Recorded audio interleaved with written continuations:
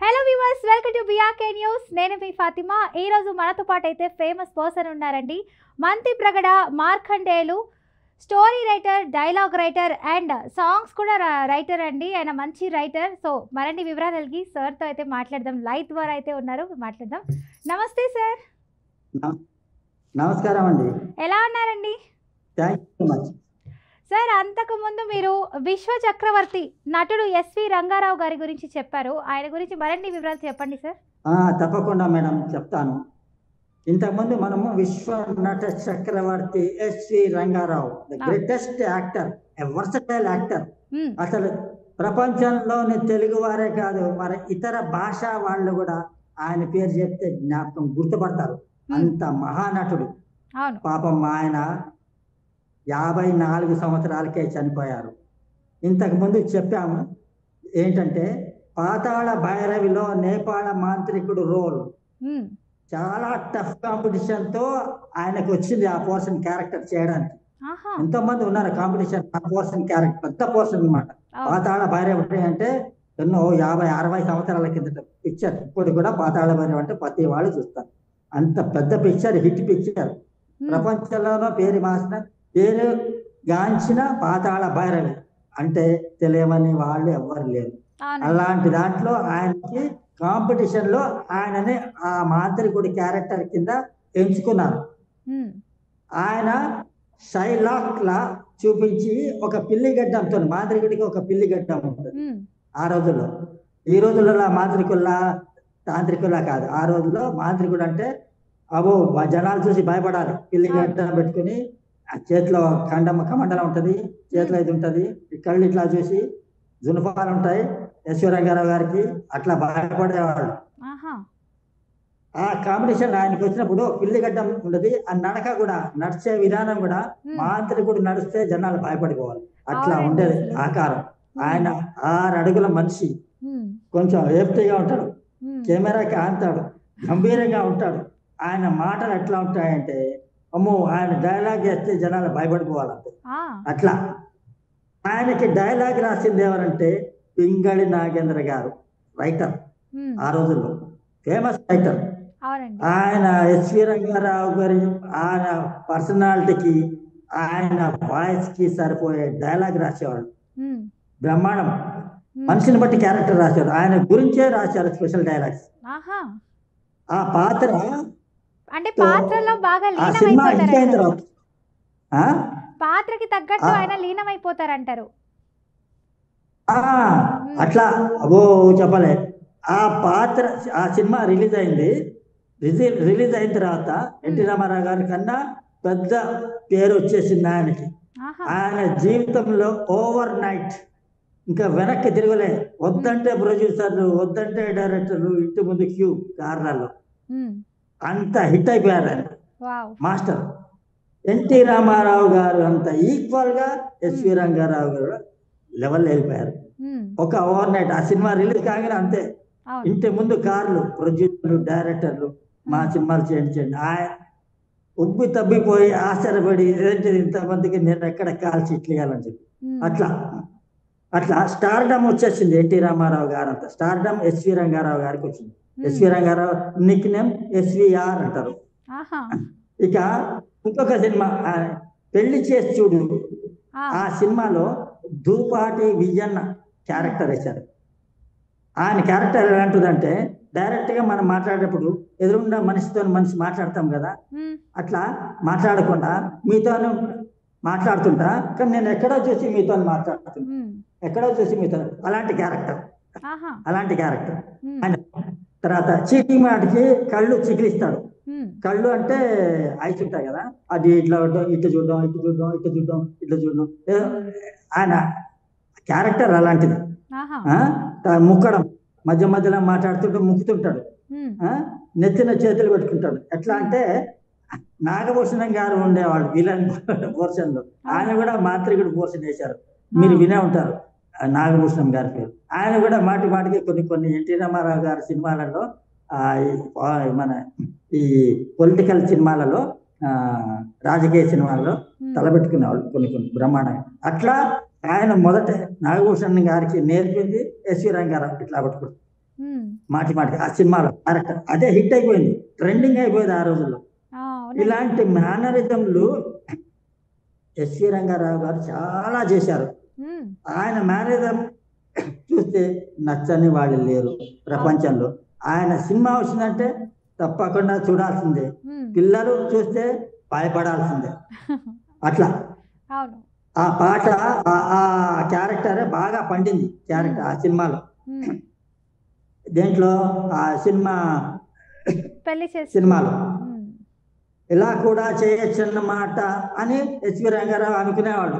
ఆయన ఆ. చేసేదే రీసెర్చ్, ఎక్స్పెరిమెంట్, అదే హిట్. ఉమ్. అందులో మనిషి ఎట్లా ఉంటాడండి, 6 feet హైట్, మీరు చూసే ఉంటారు, వినే ఉంటారు, అక్కడ అన్ని చోట్ల చూసే ఉంటారు, సినిమాలు కూడా చూసే ఉంటారు. అయితే ఇక అప్పట్లో దాంతో ఆయన ఏమైందంటే ఉమ్. వరుసగా కంటిన్యూస్ గా సినిమాలు ఎన్ని వచ్చాయో తెలుసా అండి. బంగారు పాప ఉమ్. లో కోటాయ పాత్ర, అక్బర్ బాద్షా పాత్ర, ఉమ్. దక్షుడు పాత్ర, భోజుడు పాత్ర, ఉమ్. ఘటోద్గజుడు పాత్ర, బాణాసురుడు పాత్ర, మహోదరుడు పాత్ర, భస్మాసురుడు పాత్ర, హరిశ్చంద్రుడు పాత్ర, మాయాసురుడు పాత్ర, ఉమ్. కీచకుడు పాత్ర, రావణుడు పాత్ర, నరకాసురుడు పాత్ర, యముడు పాత్ర, దుర్యోధనుడు పాత్ర, ఉగ్రసేనుడు పాత్ర, కంసుడు పాత్ర, తాండ్ర పాపారాయుడు పాత్ర, హిరణ్యకశిపుడు పాత్ర, ఇట్లా ఎన్నండి, ఇంకా అనేకం చెప్పాలంటే. ఆయన నటించిన సినిమాలు 250 260 పైన ఉంటాయి, లెక్క పెట్టలేము. ఉమ్. ఆ సినిమాలు లెక్కెట్టే బదులు ఆయన డబ్బులు లెక్క పెట్టుకోవాలి, డబ్బులే లెక్క పెట్టుకోవాలి. సినిమాలు లెక్క పెట్టుకుంటే చాలా, డబ్బులు ఎన్ని ఉన్నాయో లెక్క పెట్టుకుని, అది ఇంపార్టెంట్. ఉమ్.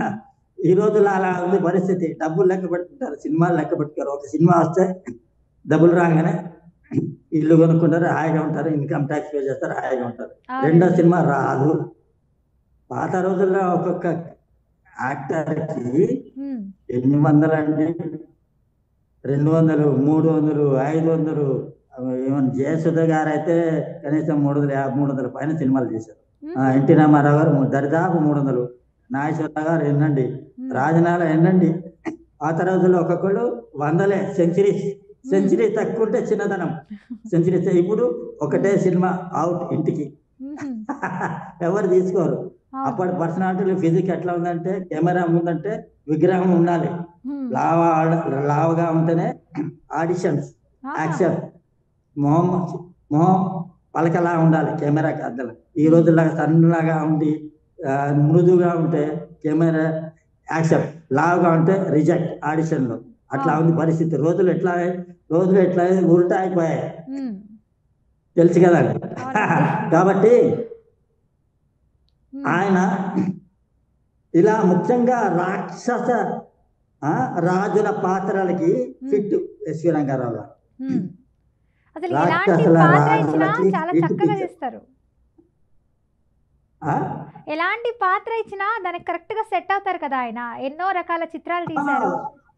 క్యారెక్టర్ని బట్టి, ఫిజిక్ ని బట్టి క్యారెక్టర్. అవును, ఫిజిక్ ని బట్టి. ఒక సినిమా వచ్చింది కత్తుల రత్తయ్య. నేను అప్పుడు చిన్నప్పుడు నాకు వయసు 16 సంవత్సరాలు, 17 సంవత్సరాలు. ఒక ఫిలిం డిస్ట్రిబ్యూషన్ కంపెనీ హ్యాబిట్స్ లో ఉంటే పనిచేస్తున్నా. మా ఫిలిమ్స్ తీసుకెళ్ళి థియేటర్లకు ఇవ్వాలి. పాసలు తీసుకునేవాడు, మాకు పాసలు ఇచ్చేవాళ్ళు ఫ్రీగా సినిమా చూడడానికి, టికెట్ లేకుండా. ఆ రోజుల్లో జిఎస్టీ లేదు, టికెటే 50 పైసలు, 75 పైసలు, రూపాయి.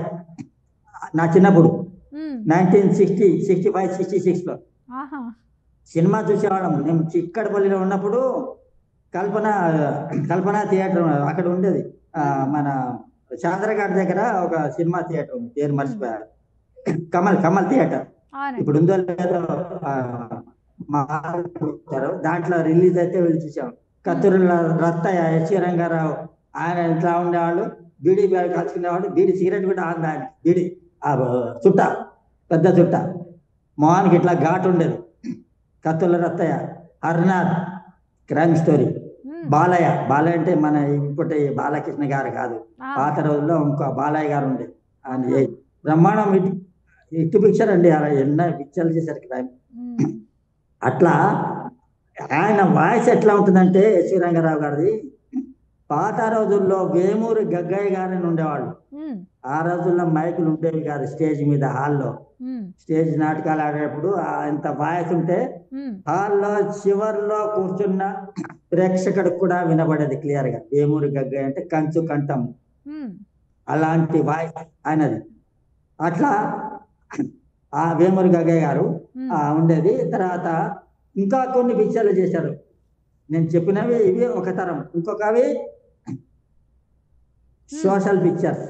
ఎట్లా అంటే ఆయన సినిమా తండ్రి, ఇక తండ్రి, మామ, పెద్దనాన్న, అన్న పాత్రలు సరే సరే ఆయనకి చెప్పుకోవాలి. ఆయనకి ధీటుగా ఎవరు రారు. పాత రోజుల్లో ఉండే ప్రభాకర్ రెడ్డి గారు వాళ్ళంతా జూనియర్స్ వీళ్ళకి. ఎవరికి? ఎస్వి రంగారావు గారికి చాలా జూనియర్స్.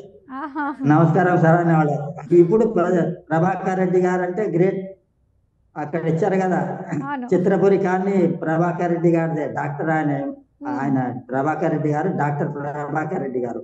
ఆయన ఎంబీబీఎస్ చదివారు. మేము మద్రాసులో ఉన్నప్పుడు ప్రభాకర్ రెడ్డి గారు మా ఇంటికి వచ్చేవాళ్ళు. చేస్తే ఆయన ఫేస్ కి విలన్ గా సూట్ అవుతా ఉన్నారు. ఎందుకంటే హీరో వద్దు బాబు, హీరో అంటే ఒకళ్ళు ఇద్దరు ఉంటారు, వేరే వాళ్ళకి పైకి రానియరు. హీరోకి నీకు రావాలంటే ఒకటో రెండు వస్తాయి, దాని తర్వాత మరుగున పడిపోతావు. విలన్ క్యారెక్టర్ అంటే ప్రతి సినిమాలో ఆపర్చునిటీస్ వస్తాయి, చాలా సీన్స్ ఉంటాయి, రేప్ సీన్స్ కూడా ఉంటాయి అని చెప్పి నువ్వు విలన్ గా చెయ్యి అన్నారు. అంటే సరే అని చెప్పి విలన్ గా చేసేవాళ్ళు. తర్వాత క్యారెక్టర్ అయ్యాడు. కాబట్టి వాళ్ళందరూ ఎస్వి రంగారావుకి గురువు కింద ట్రీట్ చేస్తారు. ఎస్వి రంగారావు వాయిస్ మద్రాసులో అన్ని పాత్రలు. ఎస్వి రంగారావు సరే సరే ఇంకా వెనక్కి ఎస్విఆర్ ఉన్నారంటే ప్రతి ఫ్యామిలీ మెంబర్ చూస్తారు కంపల్సరీ. ఎస్విఆర్ సినిమా చూడని లేదు. మీరు అడగండి, పెద్దవాళ్ళని అడగండి, మీ తాతల్ని ముత్తాతల్ని, లేకపోతే మీ పెద్ద పెద్ద ఉంటారు 60 సంవత్సరాలు 50 సంవత్సరాలు ఉన్న వాళ్ళు, వాళ్ళకి తెలుస్తుంది కొంచెం. 60 ఏళ్ళ వాళ్ళకి బాగా తెలుస్తుంది. 70 ఏళ్ళ వాళ్ళకంటే ఎస్వి రంగారావు గారి సినిమాలే చూసింటారు తప్పకుండా. ఆయన ఏం చేశారంటే మద్రాసులో చదువుకోవడం వల్ల ఆయనకి తమిళ్ ఎక్కువ ఫ్లూయెన్సీ వచ్చేసింది. ఎందుకంటే ఆంధ్రప్రదేశ్ ఫార్మేషన్ 1956 లో అయింది. ఆయన చిన్నప్పటి నుంచి మద్రాసులో చదువుకున్నారు. బిఎస్సి ఆయన అది క్వాలిఫైడ్. 1948 లో ఇండిపెండెన్స్ వచ్చింది కదా, అంతకు ముందు బిఎస్సి ఆయన బిఎస్సి మద్రాస్ ప్రెసిడెన్సీ కాలేజీలో చదువుకున్నాడు. అంత గ్రేట్ పర్సన్. ఆ రోజుల్లో చదువు ఉండేది కాదు ఎవరికి. చదువుకోవాలంటే డబ్బులు ఉండాలి, నాలెడ్జ్ ఉండాలి. కాబట్టి ఆయనకి తమిళ్ ఫ్లూయెంట్ వచ్చేసింది. ఆయన తమిళ సినిమాలో కూడా వచ్చారు. ఆయనకి తమిళ్లోనే ఆయనకి ఉదయ భాషా ప్రవీణుడు అన్న బిరుదు కూడా ఉంది.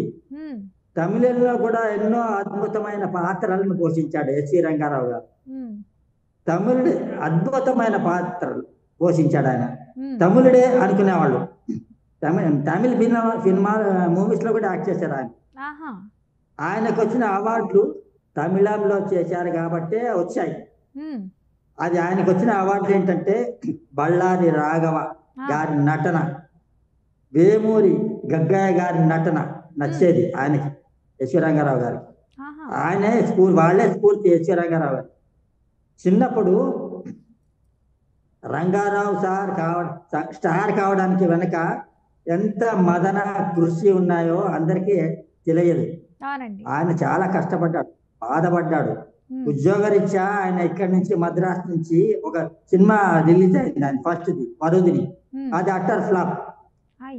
డైరెక్టర్లు ప్రొడ్యూసర్లు వేరే సినిమాకి రావడానికి ఆయన అడిగితే, నమస్కారం బాబు, నీ సినిమా ఫ్లాప్ అయింది, ఆయన మాకొద్దు, నువ్వు ఏమైనా మళ్ళీ వచ్చావు, ఫెయిల్ అయింది, నీ యాక్ట్ చేస్తే ఫెయిల్ అయింది పరుదిని, నాయన వద్దు అని చెప్తే ఆయనకి విరక్తి కలిగి మద్రాస్ నుంచి జంషెడ్పూర్ వెళ్ళిపోయాడు. ఆయన ఒక టాటా కంపెనీలో అకౌంట్స్ డిపార్ట్మెంట్ లో క్లర్క్ కింద పనిచేశాడు. ఆయన బిఎస్సి పాస్ అయ్యి క్లర్క్ కింద. మనసు విరిగిపోయింది. మళ్ళా 1 year తర్వాత 1948 లో వచ్చాడు బ్యాక్ మద్రాస్. స్టార్ అయ్యాక ఈ సినిమాలు వేసిన తర్వాత స్టార్ అయిపోయాడు. ఎన్టీ రామారావు గారి ఈక్వలెంట్ అయిపోయారు. ఎన్ని వచ్చాయంటే చాలా చాలా రంగారావు గారు ఒప్పుకోలేని పరిస్థితి. ఎందుకంటే అన్ని కాల్ షీట్లు 3 షిఫ్ట్లు చేసినా కూడా ఆయనకి టైం సరిపోలే. చాలా సినిమాలు వదిలేసుకున్నారు. ఇంకోటి రంగారావు గారిని భరించలేమని ప్రొడ్యూసర్లు డైరెక్టర్లు అన్నారు. ఎందుకంటే ఆ పాత్రకి కొన్ని ఉన్నాయండి. ఆయనకి మందు అలవాటు ఉంది, సినీ ఫీల్డ్ లో మందు అలవాటు ఉంది. ఆ రోజుల్లోనే అదొక ఫ్యాషన్. తాగితే గ్రేట్, పెద్ద పెద్ద వాళ్ళు పిలుస్తారు, డ్రింక్ చేస్తారు. తాగకపోతే నామోషి, చిన్నతనం, అరే ఇదేంద్ర సుత్తపోసులా తాగడు అంటారు. అది అట్లా ఆ రోజులు. కాబట్టి తాగుడు అలవాటైంది. కొంతమంది ప్రొడ్యూసర్లు డైరెక్టర్లు అంటే రంగారావే మనకు కావాలి సినిమాలో అనేవాళ్ళు. కాల్ షీట్లు వచ్చేంత దాకా ఆగేవాళ్ళు, ఇచ్చేంత దాకా డబ్బులు ఇచ్చేవాళ్ళు మొదటే అడ్వాన్స్ గా. ఆయన కావాలి, ఆయన సినిమా చేస్తే హిట్, సినిమా చేస్తే హిట్, నో ఫెయిల్.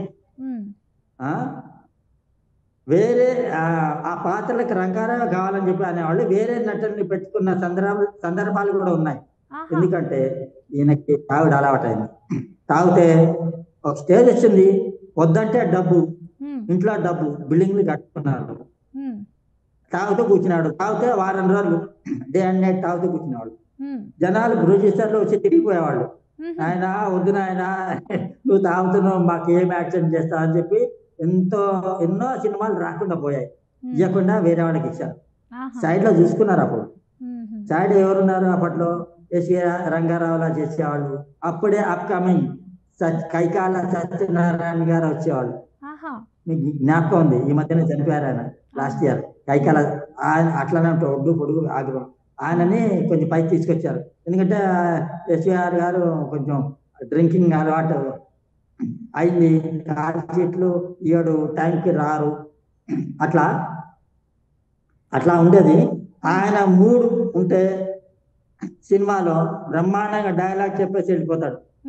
ఆయన రాగానే ఆయనకి సినిమా షూటింగ్లలో షూట్స్లలో మూడ్ లేదనుకోండి, తలకాయ విగ్గు తీసి పడేస్తాడు, మీసాలంతా తీసి పడేస్తాడు, వెళ్ళిపోతాడు ఆయన కోపంతో. మళ్ళీ ఆ ప్రొడ్యూసర్లు డైరెక్టర్లు అయ్యా బాబు అంటే పిలిస్తే మళ్ళీ వచ్చి చేస్తారు. అలాంటి సందర్భాలు కూడా ఉన్నాయి. మూడు ఉండాలి. చిన్న పిల్లాళ్ళ విగ్గులు తీసి పడేసేవాడు, మీసాలు తీసి మేకప్ లో వెళ్ళిపోయాడు కోపంతో. ఎదురు చెప్పేవాడు లేరు. ఎందుకంటే ఆయన ఆజానుభావుడు ఉన్నాడు. అంటే ఆయనకి ఒడ్డు పొడిగే బాగానే ఉంటాడు, మొదట్లో సన్నగానే ఉంటాడు, కొంచెం ఒబిసిటీలా వచ్చి ఆర్యం అట్లా ఉంటాడు, అట్లా లావాడు. అది సూట్ అయింది. అది పోతే విగ్గు తీసి పడేసేవాడు.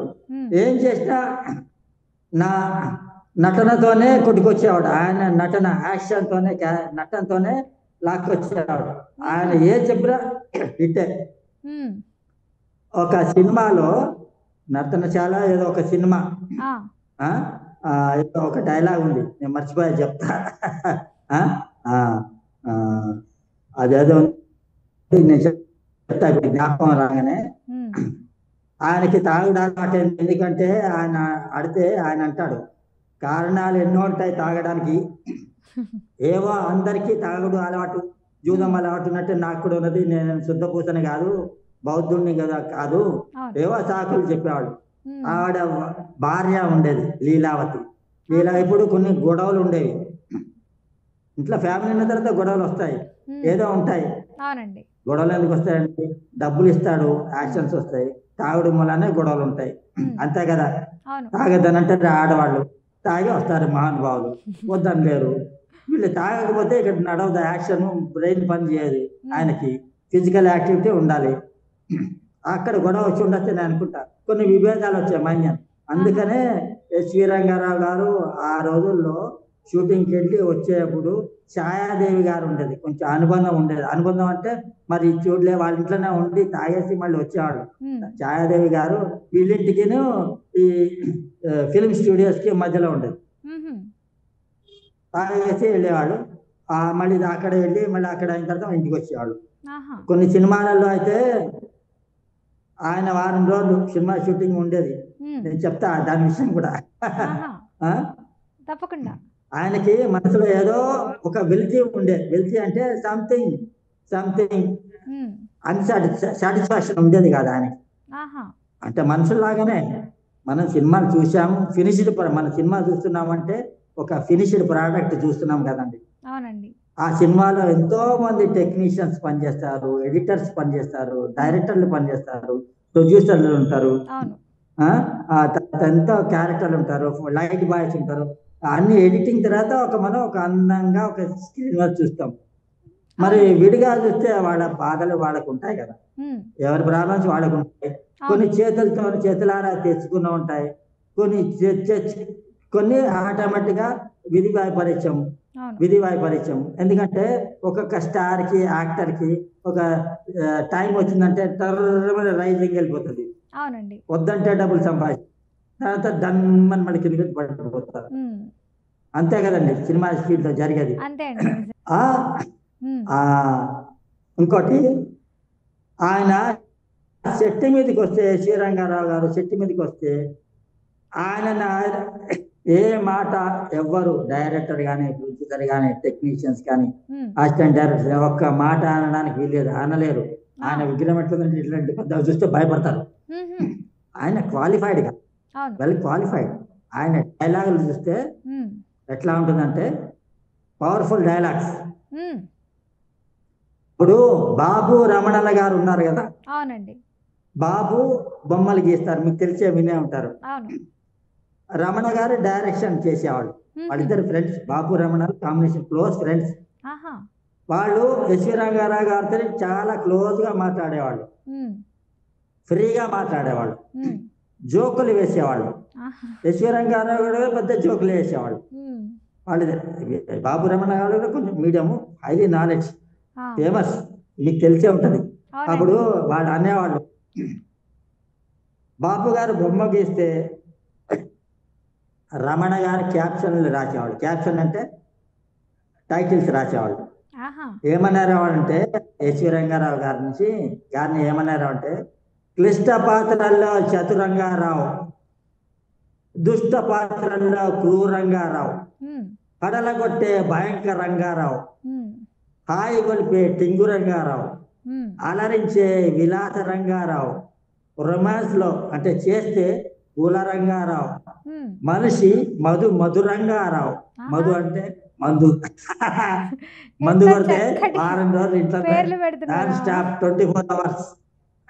అట్లా మాటల్లో మా చమత్కారంగారావు. ఆ?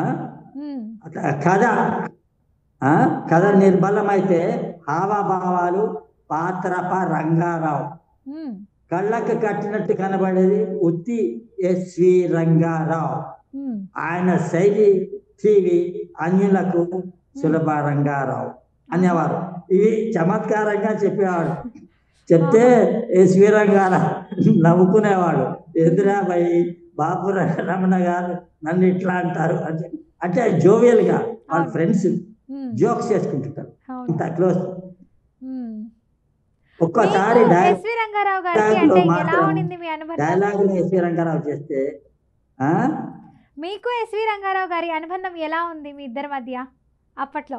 అనుబంధం అంటే నేను చిన్నప్పుడు 16 ఏళ్ళు 14 ఏళ్ళు 12 ఏళ్ళు ఉన్నప్పుడు ఆ, చిక్కడపల్లిలో దీపక్ మాల్ ఉండేది, వెంకటేశ థియేటర్ ఉండేది, యశోదా కృష్ణ వచ్చేది. ఉమ్, అన్ని సినిమాలు ఆయనవే, ఉమ్, అన్ని సినిమాలు వచ్చేవి ఆయనవే. ఉహు, ప్రతిసారి ఎగబడి చూసేవాళ్ళం, ఆహా. మ్యాట్నీ షో చూసేవాళ్ళం. ఉమ్, టైం పాస్ కాక సెకండ్ షో సినిమా చూసేవాళ్ళం. ఉహు, మళ్ళీ నెక్స్ట్ డే మార్నింగ్ షో చూసేవాళ్ళం. ఎస్వి రంగారావు ఎక్కడ వస్తే మాకు అదే పని. నేను ఇంటర్మీడియట్ చదువుతున్నా, ఉమ్, భద్రకా కాలేజ్ ఆ, ఎగగొట్టి మార్నింగ్ షో చూసేవాళ్ళం. ఉహు. అప్పుడు అమెరికన్ ఇంగ్లీష్ మూవీస్ వచ్చేవి, బసంత టాకీస్ ఉండేది. ఇప్పుడు సినిమాలు బసంత బాగా టాకీస్ ఇష్టంగా లేదు. చూసేవారు మీరిద్దరైతే మొత్తానికి. ఆ? సినిమాలు బాగా ఇష్టంగా చూసేవాళ్ళు మొత్తానికి, అన్ని సినిమాలు అంటున్నా. ఇష్టంగా చూసేవాళ్ళు. చిన్నప్పటి నుంచి 50% టికెట్, థర్డ్ క్లాస్, ఆహా. ఫ్రంట్ స్క్రీన్ మొదట ఉండేది, మొదట కుర్చీలో. థర్డ్ క్లాస్ అంటే మొదట 50 పైసలు, ఉమ్, 70 పైసలు, 1 రూపీ. డబ్బులు లేక అక్కడిక్కడ తీసుకొని టికెట్ కొనుక్కు చూసేవాళ్ళం. తిండి తినేవాళ్ళం కాదు, మాడేవాళ్ళం. సినిమా చూడాలి. ఉమ్, ఇంగ్లీష్ పిక్చర్స్ బోల్డ్ అని చూసా. ఆహా. తర్వాత ఇంగ్లీష్ పిక్చర్స్ బ్యాన్ అయిపోయినాయి. ఉమ్, తెలుగు సినిమాలు చూసా, హిందీ సినిమాలు బోల్డ్ అని చూసా. నాకు సినిమానే ఎంటర్టైన్మెంట్ నా లైఫ్లో ఇప్పటిదాకా. ఉమ్, అంత వేరే ఎంటర్టైన్మెంట్ లేదు. ఉమ్, కార్డ్స్ ఆడేవాళ్ళం చిన్నప్పుడు ఫ్రెండ్స్ తోని. మ్మ్. అవి టైం పాస్. టీవీ కూడా లేదు అప్పుడు, ఆ. రేడియో కూడా లేదు, చిన్న ట్రాన్సిస్టర్. ఆ మ్మ్. ట్రాన్సిస్టర్ ఎక్కడ, పాన్ షాప్ లో ఉండేది. క్రికెట్ మ్యాచ్ వస్తే పాన్ షాప్ దగ్గర 5 మంది 6 మంది నుంచి ఇంట్రెస్ట్ చూసేవాళ్ళు. ఆహా. అది ఆ రోజుల ఎంటర్టైన్మెంట్. ఏది, సినిమా, క్రికెట్, మ్మ్. లేకపోతే ప్యాకెట్, మూడే ఆహా. ఏముండేవి. ఈ రోజుల్లో ఎక్కడ అన్ని, ఏదంటే అది డబ్బులు పడితే అన్ని అవును. అన్ని ఎంటర్టైన్మెంటే. మ్మ్. క్లబ్లు, క్యాసినోవాలు, పబ్బులు, క్యాసినోవాలు, మ్మ్. టీవీలు, తాగుడు, బార్లు, రేసులు, గ్యామ్లింగ్, నట్మ, అన్ని ఏంటిదంటే ఇవాళ అవైలబుల్ ఉన్నాయి, కానీ మ్మ్. డబ్బులు ఉండవు. ఆ. ఆ రోజుల్లో కూడా లేవు, కానీ మ్మ్. ఆ రోజుల్లో ఉన్న డబ్బులకి వాల్యూ ఉండేది. మ్మ్. కాబట్టి ఎస్వి రంగారావు గారిది ఇలా సాగుతూనే మ్మ్. ఆయన నిర్మాతగా కూడా మారారు. మ్మ్. ప్రొడ్యూసర్ 4 సినిమాలు తీశాడు ఆయన. ఆహా. 4 సినిమాలు తీశాడు ఆయన. సినిమాలు ఏదంటే నాది ఆడజన్మే, సావిత్రి గారు నటించారు. ఆహా. Hit picture. అన్ని బ్లాక్ సావిత్రి బస్టర్ గారికి హిట్ నల్ల, అండి. ఆ హిట్ పిక్చర్, నల్లగా ఫేస్ లో మేకప్ నల్లగా ఉండేది. ఆ. నాది ఆడజన్మ నల్లగా, హిట్ పిక్చర్. మ్మ్. అసలు ఆ సినిమా చూడని వాళ్ళు లేరు. అవును. హిట్. ఆయన ఎస్వి రంగారావు గారు సొంత డబ్బులతో తీశారు సినిమా. ఆహా. దాని తర్వాత సుఖ దుఃఖాలు, మ్మ్. గుడ్డివాడి వేషం, మ్మ్. వాడుచుని ప్రభాత్ టాకీస్ లో వచ్చింది, మ్మ్. నేను చూసా. ఇప్పుడు ప్రభాత్ టాకీస్ లేదు, మ్మ్. మాలైంది. అక్కడ దాంట్లో యాక్టర్స్ హర్నాథ్, వాణిశ్రీ గారు. హర్నాథ్ చనిపోయాడు, వాణిశ్రీ గారు, చంద్రమోహన్. ఆహా. అదే హిట్ పిక్చర్, సూపర్ హిట్. ఇప్పుడు కూడా సుఖ దుఃఖాల సినిమా చూడండి. మ్మ్. ఆ సినిమాలో ఒక పాట చంద్రమోహన్, మ్మ్. చెల్లెలు, ఆ, చెల్లెలు పాత్ర వాణిశ్రీ. మేడంటే మేడ కాదు, ఆ సినిమా, ఆ పాట ఆ. బ్రహ్మాండమైన పాట. మ్మ్. చూడని వాళ్ళు లేరు. ఆ సినిమా హిట్ పిక్చర్. ఇంకో సినిమా చదరంగం మ్మ్. తీశారు, డైరెక్టర్ ఎస్వి రంగారావు గారే, ఆహా. డబ్బులు కూడా ఆయనే, యాక్షన్ కూడా దాంట్లో ఆయనే. మ్మ్. ఓ మోస్తరు ఆడింది.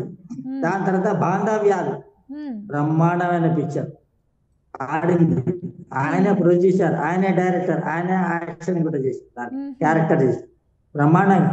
అసలు చెప్పలేమండి. మ్మ్. ఆయన యాక్షన్, ఆయన తీసిన నటన, ఆయన ఉంటే చాలు మ్మ్. సినిమా చూస్తే నిండుగా ఉండేది, చూసే వాళ్ళ మనసుకు హాయిగా ఉండేది, చూసే వాళ్ళ మనసుకు హాయిగా ఉండేది, తృప్తి. అవును. డబ్బులు పోతే పోయిన రూపాయలు, 2 రూపాయలు, 6 రూపాయలు, 3 రూపాయలు, 5 రూపాయలు, సాటిస్ఫాక్షన్ చూసామని. మ్మ్. అట్లా ఆయనకు వచ్చిన నటనలు ఆహా. బిరుదులేంటి తెలుసా? మ్మ్. విశ్వ నట చక్రవర్తిగా బిరుదు పొందారు. ఆహా. కీర్తి శేషులు అవును. సామర్ల వెంకట రంగారావు. ఆయన పేరు ఎస్వి రంగారావు. అంటే ఎస్వి అంటే సామర్ల వెంకట రంగారావు, మ్మ్. SV Rangarao. Short name SVR. మ్మ్. మళ్ళీ మరో రంగారావు అప్పటిదాకా పుట్టలే, మ్మ్. పుట్టబోరు, పుట్టలేరు. ఆయన అంటే యాక్షన్ లా ఆయన ప్లేస్ ఆయనకే అంటారు అయితే. ఆయనే సాటి. మ్మ్. ఇంకెవరు లేరు పోటీ అంటారా? ఒకవేళ అంత మించిన నటుడు ఎవరైనా పుడితే మ్మ్. ఎంత అంటే వాడు పుట్టిన రంగారావు రంగారావే. మ్మ్. SV Rangarao, SV Rangarao, no competition. మ్మ్. సార్ ఇంకొక ప్రశ్న అడుగుతున్నాను, నేను మిమ్మల్ని. SV Rangarao himself is that's all, there is no substitute to SV Rangarao garu. ఇప్పుడు జమిన గారితో కూడా ఎస్వి రంగారావు గారు చేశారు కదా, తండ్రి క్యారెక్టర్ చేశారు, తండ్రి పాత్ర పోషించారు ఆయన. జమున గారు కూతురు పాత్ర పోషించారు. వాళ్ళిద్దరి మధ్య తండ్రి కూతురు బంధం ఎలా ఉండింది అసలు? చెప్తాను. ఒకటి ఈయన గురించి వచ్చిన కాగానే అది చెప్తాను. ఈయనకి ఎన్ని అవార్డులు వచ్చాయో తెలుసా అండి? నర్తనశాలలో పోర్షన్ చేస్తే జకర్తాలో ఇంటర్నేషనల్ ఫిలిం ఫెస్టివల్ అయితే ఎస్వి రంగారావు గారు, ఎన్టీ రామారావు గారు అటెండ్ అయితే ఎస్వి రంగారావు గారికి బహుమతి ప్రైజ్ వచ్చింది, ఆయనకి అవార్డు. ఎన్టీ రామారావు గారికి రాలే, పాపం చిన్నబూసుకున్నారు. ఎస్విఆర్ గారికి వచ్చింది. ఆయనకి యాక్షన్ లో ఎన్ని అవార్డులు వచ్చాయంటే రాష్ట్రపతి అవార్డు కూడా వచ్చింది. రాష్ట్రపతి అవార్డు వచ్చింది ఎస్వి రంగారావు గారికి. 4 రాష్ట్రపతి అవార్డులు, ఒకటి కాదు 4 రాష్ట్రపతి అవార్డులు ఎస్వి రంగారావుకి వచ్చాయి. ఈ రోజులో ఒకటి వస్తున్నాయి గ్రేట్. ఆ రోజుల్లో 2 నంది అవార్డులు వచ్చాయి. అవునండి. 2 నంది అవార్డులు. చదరంగం సినిమా 1967, బాంధవ్యాలు 1968లో ఆ! 2 నంది అవార్డ్స్. విశ్వ నట చక్రవర్తి, నట సార్వభౌమ, నట శేఖర, నట సింహ, ఇలా ఎన్నో బిరుదులు ఉన్నాయి హ్మ్. వచ్చాయనకి. ప్రభుత్వం ఇచ్చే పద్మ అవార్డ్స్ ఏమి రాలే. హ్మ్. ఎందుకంటే అప్పట్లో చాలా తక్కువ. పద్మశ్రీ అవార్డులు, పద్మభూషణ్, పద్మ విభూషణ్ అవార్డు చాలా తక్కువ. అవి ఆహా! రాలేదు ఆయనకి. అప్పటికే ఆయన 1974లో చనిపోయారు హార్ట్ అటాక్ తో. ఎక్కువ అవునండి. తాగేసి షూటింగ్కి వెళ్ళి ఇంటికి హ్మ్. వచ్చి మిద్దె మీదకి వెళ్ళారు. వెళ్ళి కొంచెం టాయిలెట్ బాత్రూమ్కి వెళ్ళారు. మంచం దగ్గర రాగానే డమాల మంది పడిపోయారు. ఆహా! తీరా చూస్తే లోపలన్నీ డబ్బుల నోట్ల కట్టలు లోపల. హ్మ్. వాళ్ళ భార్య లీలావతి గారు వస్తే ఎవరిని పైకి రానియలేదు. ఒక హ్మ్. 7-8 గంటల దాకా రానియలేదు. హుహు. తర్వాత చనిపోయారని రుజువు చేసుకున్న తర్వాత మెసేజ్ పెడితే అందరూ వచ్చారు పాపం. అయ్యో 54 సంవత్సరాలే ఆయన అవునండి. గుండెపోటు. హ్మ్. ఆ? అవును. ఆయన పేరు మీద భారత ప్రభుత్వం పోస్టల్ స్టాంప్ కూడా రిలీజ్ చేసింది. ఆహా! పోస్టల్ స్టాంప్ రిలీజ్ అయింది, చేశారు. హ్మ్. ఆ? రంగారావు గారికి చనిపోయే ముందు దాకా ఇన్ని అవార్డ్స్, ఇంత ఫేము, ఇంత డబ్బులు, స్టార్డమ్, స్టేటస్ వస్తుందని అనుకోలేదు. కానీ ఆయన ఒక్కటే తాగుడానికి బానిస అయ్యాడు. అలవాటు అయింది కాబట్టి దాని మూలాన ఎక్కువ తాగి గుండెపోటు వచ్చింది. రావడానికి ఆస్కారం అదే కారణమై ఉండాలి. ఓకే. దాంట్లోనే ఆయనకు కొంచెం ఒబిసిటీ కూడా ఉంది. హుహు. కాబట్టి జీవించింది 56 సంవత్సరాలు. ఆహా! అయినా ఆయన బతికింది 3 జూలై 1918, హ్మ్. 3 జూలై 1918 నుంచి 18 జూలై 1974 దాకా హ్మ్. ఉన్నారు. ఆహా! అన్ని భాషల్లో కలిపి 260 మూవీస్, టోటల్ 260. హ్మ్. ఆ? ఆహా! ప్రజల గుండెల్లో చిరస్థాయిగా నిలిచిపోయారు ఆయన. అవునండి. నటుడిగా సుస్థిర స్థానం హ్మ్. కీర్తి శేషులు సామర్ల వెంకట రంగారావు గారు. అవును. పర్మనెంట్ సినీ చరిత్ర, సినీ ఫీల్డ్ ఉన్నంత కాలం ఎస్వి రంగారావు గారి పేరు, అక్కినేని నాగేశ్వరరావు గారి పేరు, ఎన్టీ రామారావు గారి పేరు, కాంతారావు గారి పేరు, మరి ఇతర వాళ్ళ పేరు మర్చిపోరు ఎవరు. హ్మ్. ఆ? అవునండి. ఇంకోటి, ఒకానొక సందర్భంలో మీరు అడిగారు కదా, అవునండి. జమున గారికి ఎస్వి రంగారావు గారికి అనుబంధం, తండ్రి కూతుళ్ళ అనుబంధం ఎలా ఉండేదంటే, హ్మ్. జమున గారు కూడా చాలా స్టార్డమ్ హీరోయిన్. హ్మ్. చాలా సినిమాల్లో నటించింది. అక్కినేని నాగేశ్వరరావు గారితో, ఎన్టీ రామారావు గారితో, ఆర్నాథ్ గారితో, హ్మ్. వేరే వాళ్ళతో. అప్పుడు నటిస్తున్నప్పుడు ఎస్వి రంగారావు గారు రెగ్యులర్ కలుస్తుండేవాళ్ళు స్టూడియోలో. హుహు. తండ్రిగా కొలిచేది జమున గారు. ఆ! ఎస్వి రంగారావు జమునని కూతురుగా చూసేవాడు, పిలిచేవాడు. అవునండి. కూతురి కింద లెక్క. ఆమె అనేది ఆమెకు తెలుసు తాగుతున్నాడు, షూటింగ్ అయితే వారం రోజులు తాగుతారు అవి అని. హుహు. జమున గారు అనేది, డాడీ మీరు ఇంకా తాగనని ఒట్టేయండి డాడీ నాకు అని ఏడ్చేది పాపం. అయ్యో! చాలాసార్లు ఏడ్చింది.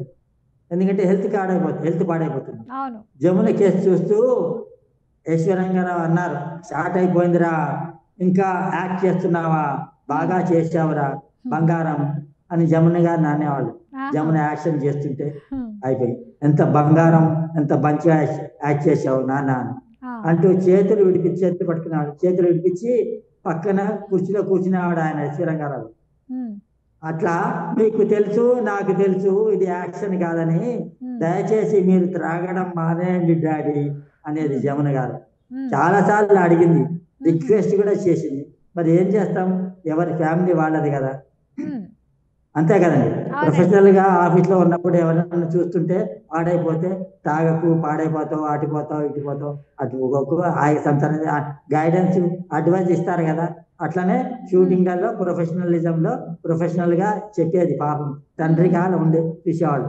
అప్పుడు ఎస్వి రంగారావు అనేవాడు, నాకేం కాదురా, నా బాడీ చాలా ఉక్కు బాడీ, చూస్తున్నావుగా ఎంత హెల్దీగా ఉన్నాను, బంగారు వెళ్ళు, కాసేపు ఇలా నిద్రపోవాలి, నువ్వు వెళ్ళు కాసేపు పడుకోవాలి అని అనేవాడు. ఎస్వి రంగారావు గారు ఉమ్, అంటూ జమునను షూటింగ్ స్పాట్ నుంచి పంపించేసాడు ఆయన, పంపించేసేవాడు. ఎందుకంటే మళ్ళీ మందు కొట్టారు కదా కొంచెం. అవును. అట్లా. ఇంకోసారి, ఒరే బాబు ఉమ్, ఏమిరా ఇలా చేశావు, నీ ఆ, చిన్ని చేతులతో నా నోట్లో ఇంత అన్నం పెట్టేవాడు కదరా, ఉమ్, తిరిగి నా చేత్తో నీ నోట్లో ఇంత మట్టేస్తున్నారా బాబు అనేది ఈ డైలాగు ఆయన యాక్షన్ చేస్తూ అన్నారు. అప్పటిదాకా ఆయన మీద కారాలు మిరియాలు నూరారు ప్రొడ్యూసర్. ఎందుకు అంటే ఉమ్, పాండీ బజార్లో ఒక హోటల్లో ఎస్వి రంగారావు గారు కూర్చొని మందు కొడుతున్నారు. ఆహా, ఇది డైలాగ్ చెప్పాలి, స్టూడియోలో సెట్టింగ్ నడుస్తుంది, ఉమ్, ఎస్వి రంగారావు రావాలి చెప్పాలి. ఆయన రాలే, మందు కొడుతూ కూర్చున్నాడు పెద్ద ఆయన. ఉమ్, ఎవరో కార్లో పంపించి తీసుకొచ్చారు. ఇది డైలాగ్. ఉమ్, ఆ డైలాగ్ చెప్పేసరికి ఒకటే షాట్లో హిట్. ఆహా, ఆ డైలాగ్ ఏంటంటే సీన్లో, ఒరే బాబు ఏమిరా ఇలా చేశావు, నీ చిన్ని చేతులతో నా నోట్లో ఇంత అన్నం పెట్టేవాడివి కదరా, అవును. తిరిగి నా చేత్తోనే నీ నోట్లో ఇంత మట్టేస్తున్నారా బాబు. ఇది డైలాగ్. ఉమ్, ఎంత బాగుందండి. అది అవును. ఒరిజినల్ గా వాళ్ళు చెప్పారు, ఈయన యాడ్ చేసి చెప్పేశారు, హిట్. ఒకటే షాట్ హిట్. ఆ, ఈ రోజులో ఎన్ని ఒకటే షాట్లో హిట్ అవుతాయి సినిమాలు? లేదు, కావు కదా. టేక్లు ఎక్కువ 4, తీసుకుంటారు 5, అసలు. 6, 7 అట్లా. తర్వాత ఉమ్, ఆ షాట్ కోసం అందరు సెట్ చేసుకుని తిద్దామంటే అది ఎవరున్నారు అక్కడ, నిర్మాత ప్రభాకర్ రెడ్డి గారు, ఆహా, డాక్టర్ ప్రభాకర్ రెడ్డి గారు. చిత్రపూరి ఇచ్చే ఏరియా ఇచ్చారు కదా, ల్యాండ్ కొన్ని ఎకరాలు, ఉమ్, ఆయనదే పాపం. అవును. అప్పట్లో అడవి, చిత్రపూరి కానీ మాదాపురం అంతా అడవి, ఉమ్, రోడ్ లేదు, అవునండి. సైకిల్ లేదు, బండ్లు లేవు, ఏం లేదు, అడవి. అది ఆ, ఇప్పుడు అడవి, అది చిత్రపురి కాలనీ. మరి అంత అన్ని ఎకరాలు దానం చేశాడు అంత పెద్ద ఆయన. ఆయన ఉమ్, ప్రభాకర్ రెడ్డి గారి ఫోటో కూడా, విగ్రహం కూడా గవర్నమెంట్ వాళ్ళు పెట్టలేదు చిత్రపురి కాలంలో. అవునండి. వాళ్ళ కూతుళ్ళు, ప్రభాకర్ రెడ్డి వాళ్ళ కూతుళ్ళు ఎంత రిక్వెస్ట్ చేసినా కూడా ప్రభుత్వం స్పందించలేదు. ఆయనదే ల్యాండ్, ఆయన విగ్రహం పెడితే ఏం పోయింది, ఉమ్, తప్పేం లేదు కదా. అవునండి. ట్రై చేయాలి.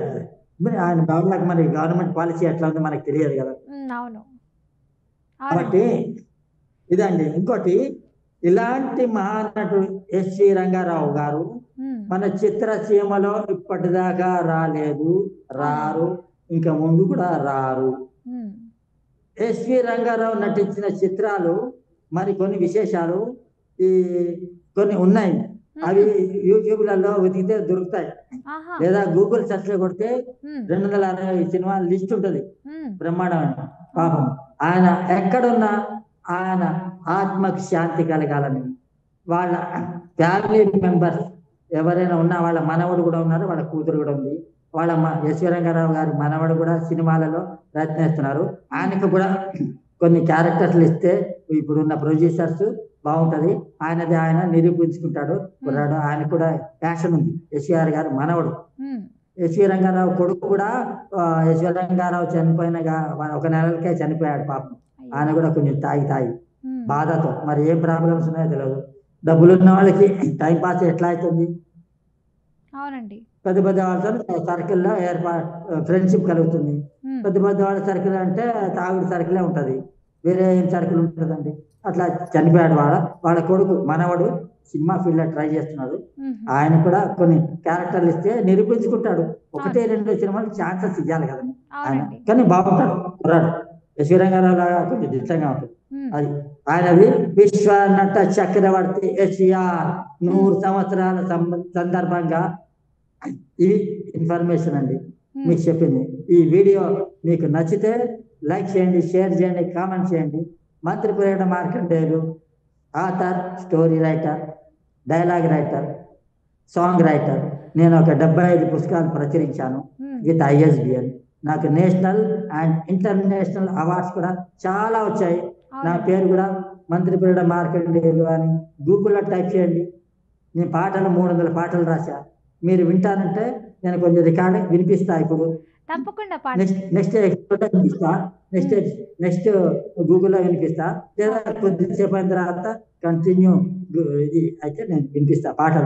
పాటలు సినిమాకి బ్రహ్మాండంగా ఉపయోగపడతాయి. నా దగ్గర కథలు ఉన్నాయి, commercial stories, horror stories, family stories, love stories, crime stories, kidnapping stories, crime investigation stories, Hollywood type stories ఉన్నాయి. మహాబలి బాహుబలి టైంలో స్టోరీస్ ఉన్నాయి. దాన్ని ప్రచురించాను విత్ ISBN. 75 పుస్తకాలు ఉన్నాయి, ఇంగ్లీష్ ఉన్నాయి, తెలుగు రెండు. రామాయణం కూడా రాసా 6 కాండాలు విత్ స్టోరీ, స్క్రిప్ట్స్, డైలాగ్స్, పాటలు, పద్యాలు. అట్లాగే అష్టాదశ పురాణ, అది రామాయణం 500 పేజీలు. అష్టాదశ పురాణాలు 18 పురాణాలు రాసా, publish as a book with ISBN రెడీగా ఉంది. దాంట్లో కూడా సినిమాలు కావాలంటే ఎదురు కావాలంటే నేను డైలాగులు కావాలంటే రాస్తాను. థ్యాంక్ యూ వెరీ మచ్ ప్రేక్షకులు. మరొకసారి మరొక వీడియోలో మరొక విశిష్టమైన నటుడు గురించి మాట్లాడదాం. Thank you very much. Thank you so much sir.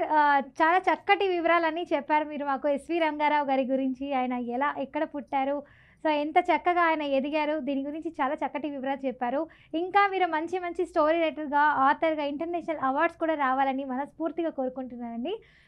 ధన్యవాదాలండి. Thank you very much.